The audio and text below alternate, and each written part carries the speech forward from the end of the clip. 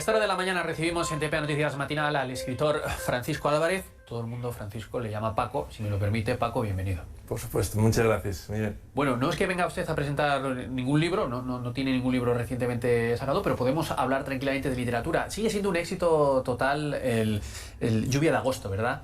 Porque creo que me decía antes, ha llegado a traducirse ahora al griego.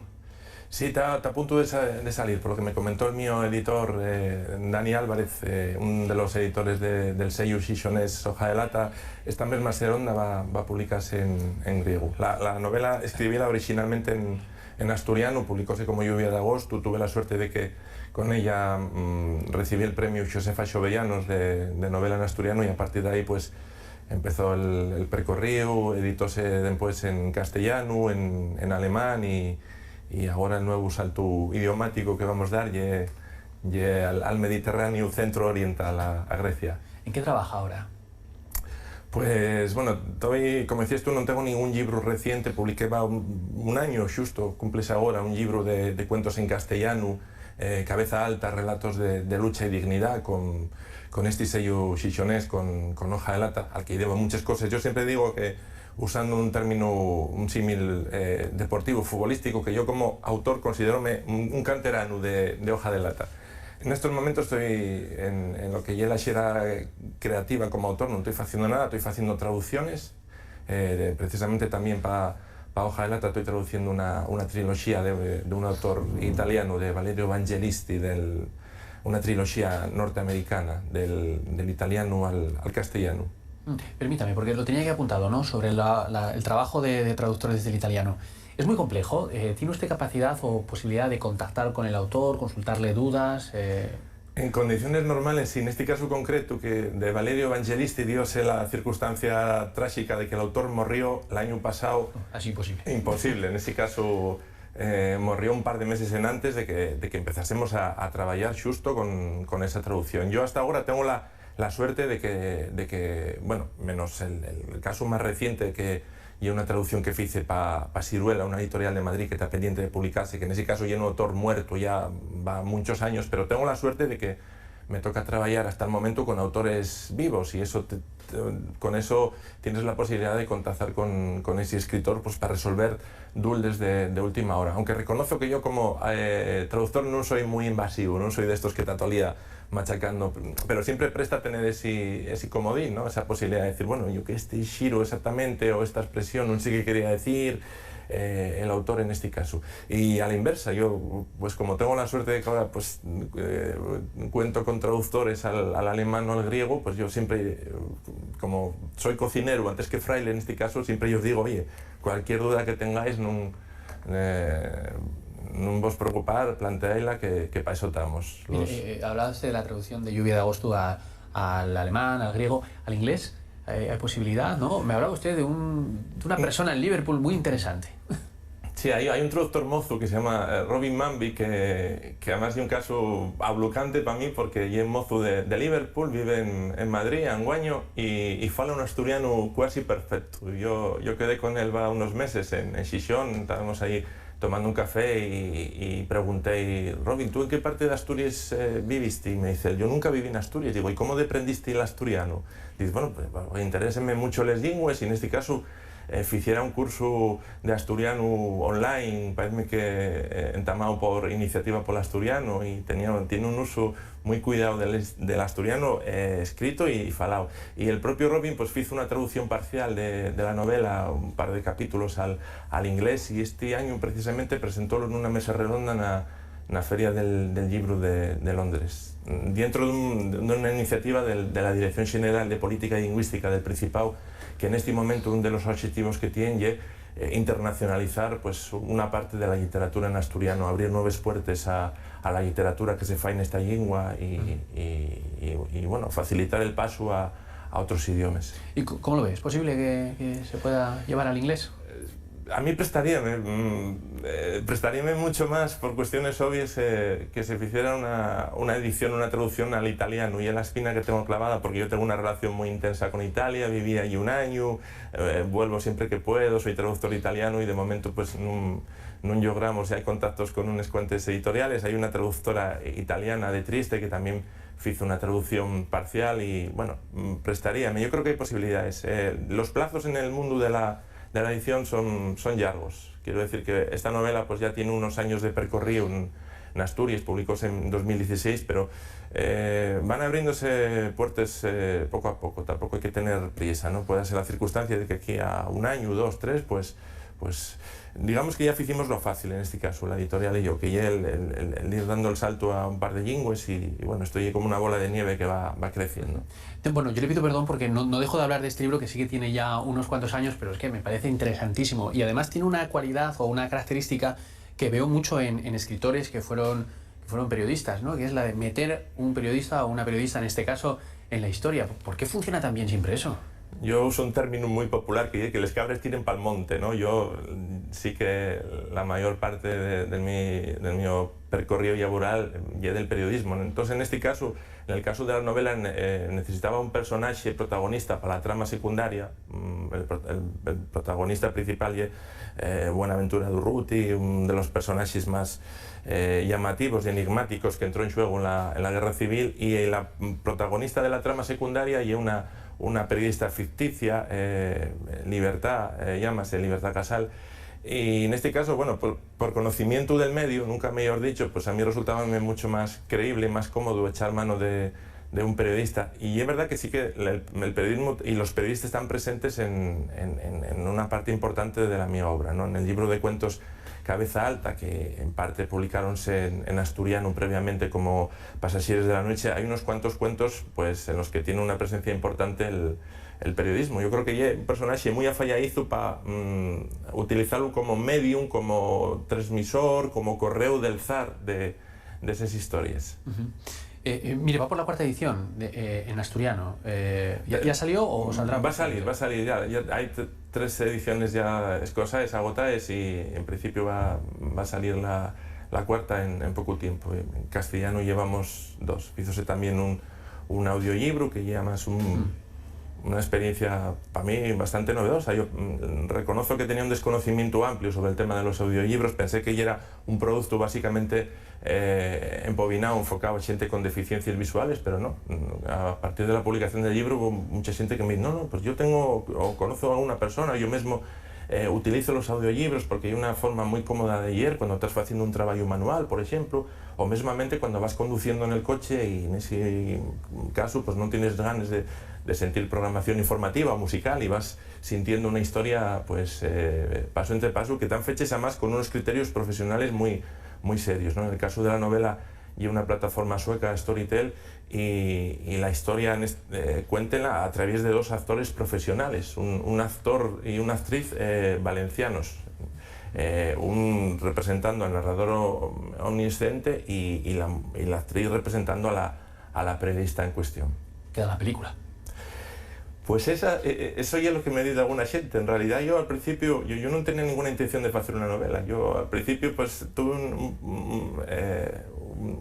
una idea muy megalómano que dije, ¿por qué no hago un guión cinematográfico? Y era una época en la que yo estaba intentando formarme un poco como guionista cinematográfico.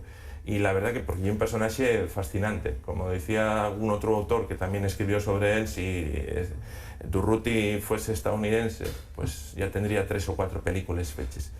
Pero después ya, bueno, tuve un propio baño de humildad yo mismo y digo, bueno, ¿dónde vas tú a hacer un guión cinematográfico? Empieza paso entre paso. Entonces la idea fue hacer la letra para un cantar de música en asturiano, después un cuento, y al final fui soltándome y atrevíme a hacer una novela. ¿Empezó como una canción, entonces? Bueno, fue un proyecto hay un proyecto de un cantante muy conocido en el movimiento cultural asturiano, que es Xune Lipe, y el cantante de Ixebra, y también participa en un proyecto alternativo que es el Sonkai System, y van muchos años, bueno, suelen pedir lletres a los sospechosos habituales cuando están preparando un disco, tanto Ixebra como el proyecto de Sonkai, y pidió unas cuantas lletres, y una de ellas pues giraba alrededor de Durruti y el grupo Los Solidarios, y un fecho que acaba de cumplirse la efemérides, va pocos días, que fue el atraco al Banco de España en Xixón, que fue el primer día de septiembre de 1923, que fue uno de los atracos más audaces de la historia de España, y además lograron un botín muy importante, ¿no? Al cambio, en perres de estos tiempos podríamos hablar tranquilamente de 1 millón de euros, y sobre todo ahí entra la parte romántica, a qué destinaron ese dinero. Una parte fue dedicado a abrir una librería anarquista en París, en la que tiempo después Durruti conoció a Amélie Maurin, que fue la su compañera sentimental los últimos 10 años de vida. Oiga, ¿hay tiempo para el romanticismo hoy en día? Sí, yo creo que y al final, bueno, hay tiempo para la épica y para la lírica en estos casos, ¿no? Yo esta novela lo que hice fue un poco agarrarme a la épica, pero que la épica siempre tiene romanticismo, en mi opinión. Y la épica puede toparse no necesariamente en estas historias escritas en mayúsculas con la historia, sino en las pequeñas historias de la vida cotidiana. Mire, hilando con lo de la música, ¿cómo está el proyecto Fierro, Carbón y Metralla? Es un proyecto muy prestoso y una iniciativa también de este sello editorial xixonés, Hoja de Lata, en el que participamos el músico David Varela, y un músico multiinstrumentista. Él no me gusta que diga esto, pero yo, verdad, toca una montonera de instrumentos clásicos, tradicionales, y otros herramientas insospechables con las cuales es capaz de sacar música. En el espectáculo nuestro, por ejemplo, utiliza un serrucho para imitar el sonido de les serenes, el canto de les serenes, ¿no? Y un proyecto literario, musical, editorial, que entamamos va 1 año. Hicimos las primeras actuaciones a través del programa Asturias en Rede, y en el cual pues, David Varela aporta la su música. David Varela participa en muchos proyectos colectivos e individuales. Uno de los más recientes y el disco que acaba de sacar con el grupo la banda La Bon Tourné. Y usamos los recursos musicales de David y los textos míos. Hacemos un espectáculo de 1 hora de duración, más o menos, en 3 idiomas, básicamente en asturiano. Metemos también algún texto en castellano, y yo remato el espectáculo con la música de David, leyendo un poema de un autor italiano, un poeta italiano muy querido por mí, que es Pavese, Cesare Pavese, que se titula Verrà la morte avrà i tuoi occhi, vendrá la muerte y tendrá los tus huellos. Hacemos un cierre recitando ese poema en italiano, y una traducción que preparé yo al asturiano. ¿Tiene alguna fecha próximamente? El mes que entra, en octubre, en principio tenemos confirmada una actuación en Soto el Barco a mediados de mes, y posiblemente una en Xixón. Está pendiente de concretar los detalles en Xixón y Soto el Barco en el mes de octubre. Bueno, aquí lo contaremos cuando se confirmen las fechas. Mire, volviendo a su faceta como traductor, en ese gremio, la irrupción de la inteligencia artificial, ¿qué les parece? ¿Les asusta? ¿Hay que tomar medidas? Yo un buen mato eso. Un buen mato, sí. Y yo una amenaza bien seria. Va unos días, comentaba una guionista, precisamente una guionista cinematográfica española que está trabajando en Hollywood, alrededor de la huelga de guionistas, que ahí estamos bastante indefensos, toda la gente que hacemos creación, traductores, guionistas, porque, claro, la inteligencia artificial está todavía en pañales y va a tener un desarrollo, yo creo que exponencial. Y es verdad que va a haber profesiones, oficios dentro de la escritura que van a verse seriamente amenazados. Dicho esto, yo tampoco quiero caer en un discurso apocalíptico, porque siempre lo hubo. Cuando se produce un proceso histórico de renovación, siempre aparece el discurso. Bueno, podemos recordar cuando entamó la revolución industrial, pues obreros manuales que quemaban las máquinas porque pensaban que aquello iba a ser el acabose en términos de empleo y tal.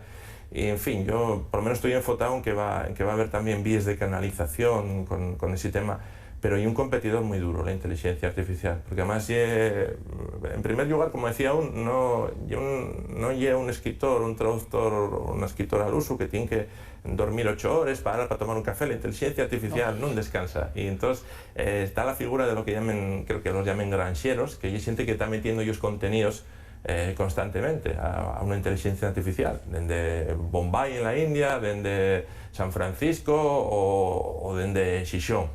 Y claro, el caudal informativo que tienen es siguiente, porque no sabemos muy bien qué es, y es incalculable, intangible.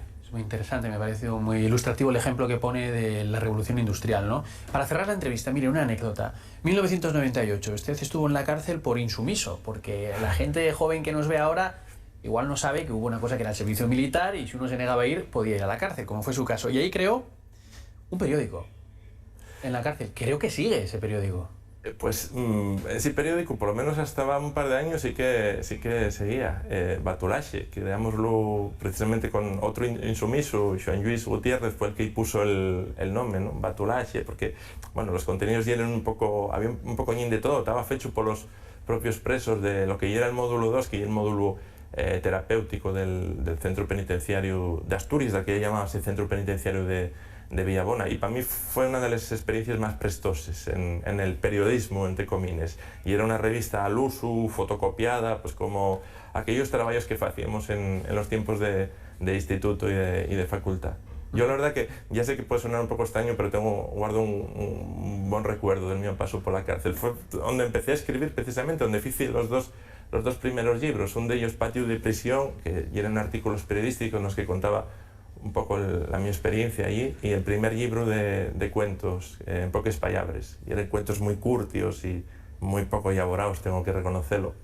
Y por eso llevaba ese título de En poques palabras. Bueno, en esta sociedad moderna, es una reflexión que hago, en todos estos portales, el clip fácil, el titular sería "Guardo un buen recuerdo de mi estancia en la cárcel", pero explicado cobra todo su sentido. Claro, y un titular descontextualizado, sí, sin un tiene acompañamiento, pero sí. Claro, se hace mucho descontextualizar ahora. Paco Álvarez, escritor, muchas gracias por venir aquí a esta charla, sin más, para conocer un poco mejor su obra y conocer cómo va evolucionando también este sensacional libro que es Lluvia de Agosto. Muchas gracias. Gracias a TPA, como siempre.